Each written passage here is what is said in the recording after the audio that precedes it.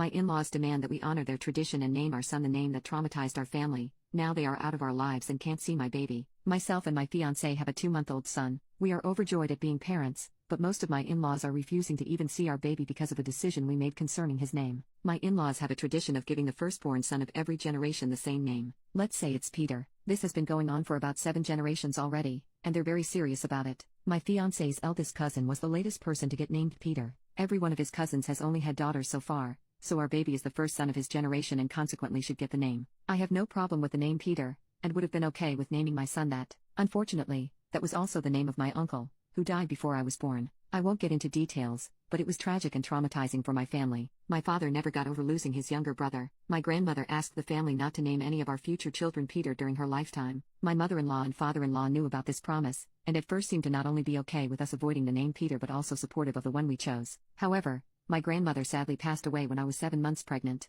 We traveled for her funeral. On our last days there, my in-laws called to offer me their condolences. Then my mother-in-law asked me if I was willing to think about the name Peter now. Suddenly, they were insistent that the name we chose was awful and we had to honor their tradition. According to them, they had only agreed to make an exception for us for my grandmother's sake and had no obligation to keep it now that she had passed. My family agrees that while it's true we don't have to avoid the name anymore, it still doesn't feel right to use it. My fiancé agrees with me as well, but his parents spent the last weeks of my pregnancy trying to convince us to change our minds about the name. When our baby was born and we named him what we wanted, my in-laws were furious that we had broken a 7-generation-old family tradition. Some of them hadn't previously wanted to name their sons Peter, but did it anyway for the family's sake. They said our decision was selfish, and that my family should have moved on by now. This has truly nothing to do with whether my family has moved on or not. It just felt like a betrayal to my grandmother and uncle's memories to even consider using the name. My father-in-law offered us $1,000 to change our son's name to Peter after he was born. That was 2 months ago, and neither of my fiancé's parents had met the baby or seen us since I was pregnant.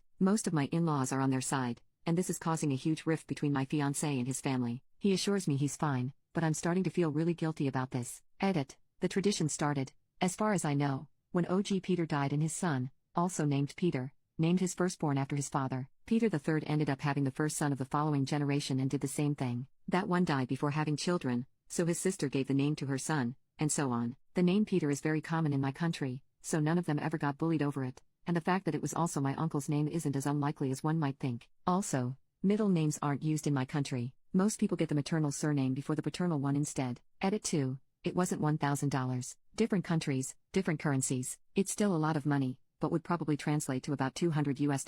Update post. A bit over 1 month later, about a week after my post, my fiancé's parents contacted us. They apologized for their behavior and begged me to meet my son. They said they were ready to leave the naming debacle behind and truly wanted to be involved in their grandson's life. We were skeptical but invited them over to meet the baby. The visit went well. They began coming over almost every day during the next 3 weeks. I noticed neither of them ever called my son by his name, but I didn't point it out. For the first time in months, things seemed good between my fiancé and his parents. One day, my fiancé was helping my father-in-law with something at our place, so my mother-in-law and I went to the park with my baby. Sometime later, I had to go to the bathroom, so I left him in the stroller with her. When I got back, she was sitting on a park bench, chatting with a woman who was cooing over my son. I went over there and introduced myself as son's name's mom, and she said, I thought his name was Peter. I didn't say a word, and neither did my mother-in-law. She followed me to the car and we went back to my apartment. On the way there, I texted my fiancé about what had happened. The moment we got there, he kicked both his parents out of our place. He'd read my texts and confronted his father.